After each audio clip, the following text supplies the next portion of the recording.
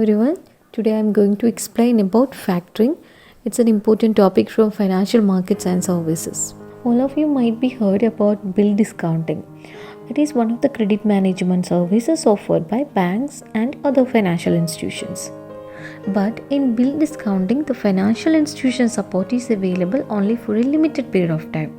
Also, the risk of default is borne by the seller. So here we can consider factoring as an alternative to resolve this issue. One of the serious problems that businessmen face today is that their funds get blocked in many fixed assets and current assets. So bills receivable is one type of current assets that blocks larger amount of money, and this comes out of credit sales. So firms have to invest larger amount of money in bills receivables and in the process of realization of bills to cash. So the process of credit sale, bills receivable, then its realization are very time consuming. Also, it involves many costs such as cost of financing receivables, its realization cost, bad debts, provisions, etc. All these things make credit sales very difficult and spoil corporate planning. But you know one thing, it is very difficult to survive in the market without credit sales. But credit sales call for all these risks. It is in this context that the factoring firm helps businessmen by providing resources to finance receivables and facilitate collection of debts. In short, factoring is a method of financing whereby a company sells its trade debts, including receivables, at a discount to a financial institution. Here, the financial institution is called the factor. So, factoring is one of the services which assist businessmen in meeting their financial needs. In a factoring arrangement, three parties are involved. First is the seller of goods, that is the company, that is client of factor. Okay. Second is the buyer of the goods, that is debtor, customer of client. Okay. And third is the factor who purchases the bills receivable. Clear? When a seller, that is the company, okay, presents the bills receivables to a factor, the factor gives the seller a discounted amount of money and in turn gets the title to receivables. Then the factor becomes responsible for the credit control, debt collection from buyers and sales ledger administration. Clear? These are the major terms and terminologies used in factoring, that is client, customer, account receivables and the factor. In factoring, client means the supplier or seller supplying goods and services on credit and avails factoring arrangement. And customer is the buyer to whom goods and services have been supplied on credit. Account receivables represent any trade debt arising from the sale of goods or services by the client to the customer on credit. And finally, the factor. Factor is the financial intermediary financing against book debts and account receivables. Clear? These are some of the prominent factoring organizations, that is Can Bank Factors Limited, IFCI Factors Limited, Trip Capital, Food Corporation of India, SBI Global Factors Limited, India Factoring and Finance Solutions Private Limited, Siemens Factoring Private Limited, etc. Now let's discuss some of the important characteristics of factoring service. Firstly, this factoring facility is usually provided for a period of 90 to 150 days. Secondly, factoring is very expensive source of finance when compared to other sources. Thirdly, no factor provides facility for bad debts. Fourth, most factoring organizations conduct credit risk analysis before entering into a factoring agreement with any organization.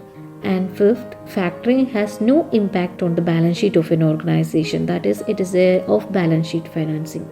Actually, this factoring was there in foreign countries like USA, UK, France since long ago, but they appeared in Indian financial scenes only in the early 90s as a result of RBI initiatives. In a nutshell, we can say factoring refers to the process of selling trade debts of a company to a financial institution.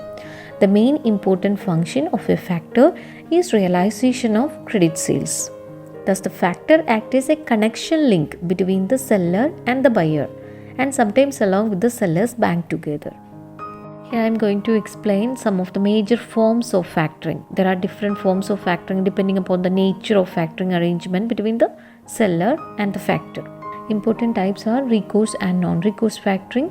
Full factoring is also called conventional factoring or line factoring. Then advance and maturity factoring. And fourth one is domestic and export factoring. It's also called cross-border factoring or international factoring. Okay, first we will discuss about what is recourse factoring and non-recourse factoring. Recourse factoring, it's a factoring arrangement where the factor has a recourse to the seller or selling firm if the receivables become irrecoverable. That is, here the factor assures no credit risk associated with the receivables, as the factor as an agent for collection of bills, and he does not cover the risk of customer's failure to pay debt or interest on it. Here the factor has the right to recover from the client if the customer makes a default on maturity. So here the factor will recover the amount paid in advance from the client. But in non-recourse factoring, the factor has no such right to have recourse to the seller. Here, if the debtor fails to make payment in time, it becomes totally the responsibility of the factor alone. So here he assumes the credit risk also. So here he is taking an additional risk, right? So he will charge a compensation.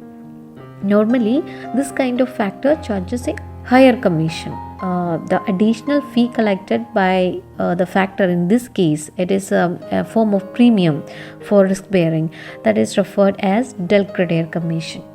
Next is full factoring. It's also called conventional factoring or line factoring.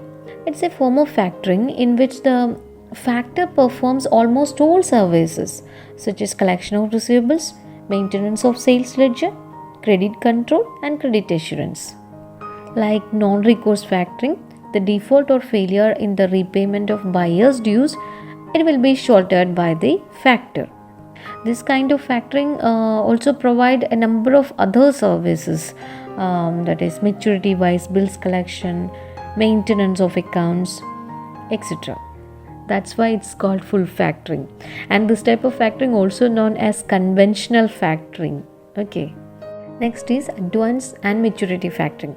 Advance factoring, it's a type of factoring arrangement whereby the factor makes only certain percentage, that is say for between 75% to 90% of the receivables as advance payment. That is, he will make a certain percentage of the receivables as advance payment to the client, and the balance being paid after collecting from customers. Okay.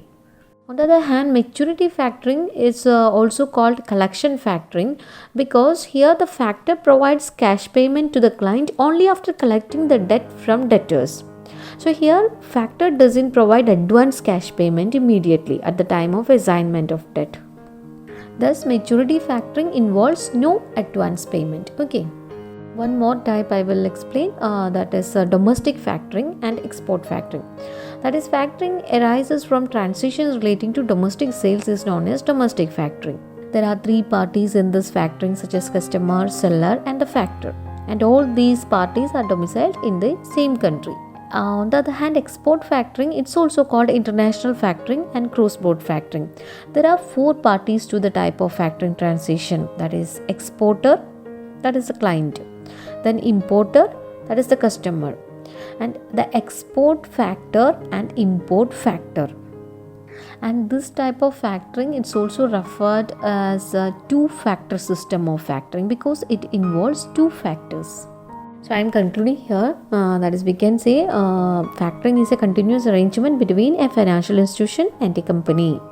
Here financial institution is the factor and the company is the client which sells goods and services to trade customers on credit.